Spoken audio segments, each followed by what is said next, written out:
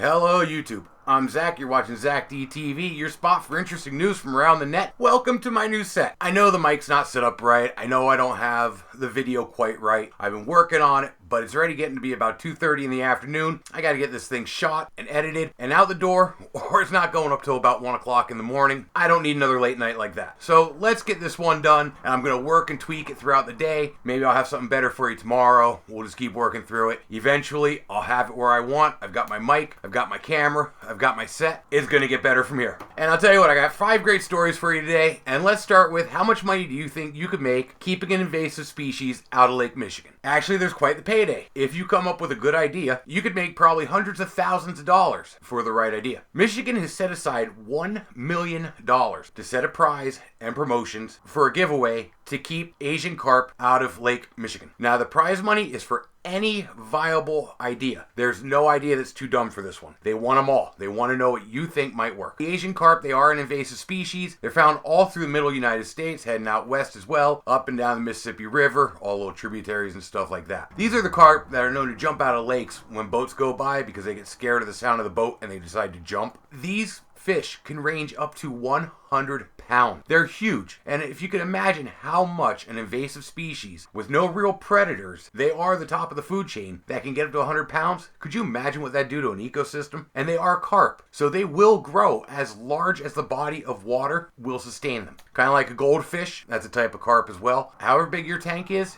how big that goldfish can grow. So the bigger body of water that these can get into, the bigger it'll grow, and that's why they want to keep them out of Lake Michigan. So far, they have been found 45 miles away from the lake, so that's why they're such a big prize, and they are really pushing to find some way to stop them. Do you have a good idea? Let them know about it. Don't put it in the comments though, because I don't want somebody to take it from you if it's your $1 million idea. Next up is that state that everybody loves to hate, Florida. Bernice Shaw, 88-year-old woman. She looks like a sweet old granny, doesn't she? Well, Thursday she was anything but. She was charged with assault. What ended up happening was she went into a Walgreen store around 1 o'clock, approached a lady at the counter, and started reaming her out for an accident that happened in the store a couple months earlier. She'd fallen down and she was just pissed about it, I guess. So the lady, trying to calm her down, being nice to her and stuff, puts an arm on her shoulder and she bats it away. And so the lady just, takes herself out of the situation.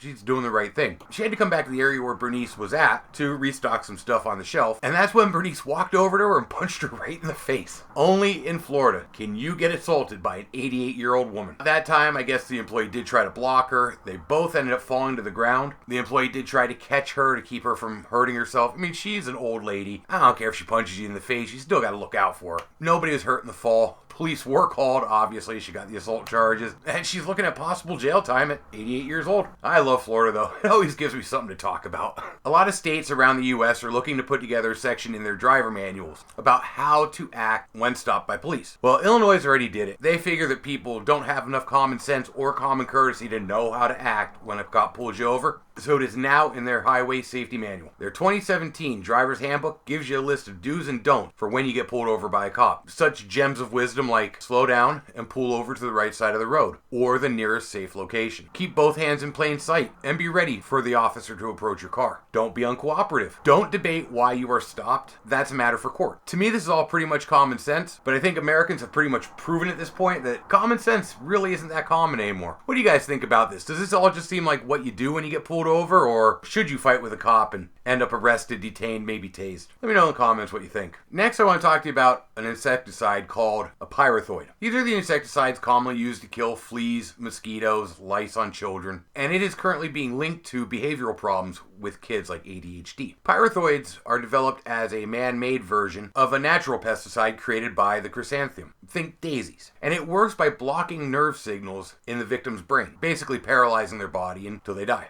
It has been said to be safe to mammals in small doses. In fact, it's been said that you probably will not encounter enough to do harm to your body. But there's a study in 2015 using lab rats that found that it caused reactions in the lab rats and the young rats that seemed a lot like ADHD. They needed further study and further testing to figure it out. They just released the findings of a study they did in France. It pretty much concludes that yes, this does cause behavioral problems in children. In the test, they measured the level of these toxins in pregnant women and in their fetuses during gestation. And then they tested again at 6 years old. They ran ran a battery of tests on all the children that participated. There's nearly 300 mothers that participated, and I'm not sure how many children, nearly the same amount of children. Well, they graded all these children for different social problems: ADHD, antisocial behaviors, extreme introversion or extroversion. Things just weren't normal. And they did find a correlation. The subjects that showed these pesticides in their bodies were 3 times more likely to suffer from these abnormalities than the subjects that didn't. These pesticides have been scrutinized for quite a while now. They're also seen as possibly the main reason for our colony collapse disorders going on with our honey. It has been deemed safe for us by the EPA, but much like this study I'm talking about, that one needs more tests too. However, just an observation on my part, since we've quit using DDT, pyrethroids have become more popular. Since pyrethroids have become more popular, the rate of ADD and ADHD has skyrocketed. Again, not conclusive, just my observation. As with anything scientific, more study is needed to come up with a scientific fact and not just a theory. We'll see where this goes, but keep in mind when you're using your pesticides on your animals, in your yard, on your children, there are other options that don't have these chemicals in them. Might not be quite as effective, but it also might keep your children healthy. Now, I want to wrap it up with a post that I saw from Baltimore police. Criminals carrying guns, that's no laughing matter. But this is crazy. Cops took this gun from a 36-year-old guy they pulled over. He also had drugs in the car, and he is a repeat offender. That's not funny. Their response, and the internet's response to it though, is people were making statements like, also recovered a monocle, a top hat, a damsel in distress, or asking if maybe he was on his way to go assassinate Lincoln. But the Baltimore police take the cake. With the photo was a post, and this is what it states. If it pleases the court, we will ensure we safeguard this firearm and ensure the safety of all in the village of Lord Baltimore. Whilst this young lad possessed this weapon illegally, his punishment shall not include that of public stoning or shaming. He therefore shall be recommended as a candidate for reenactment just up the road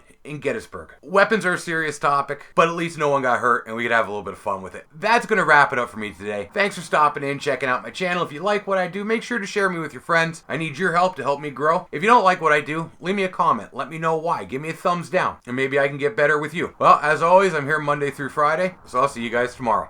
Have a great day.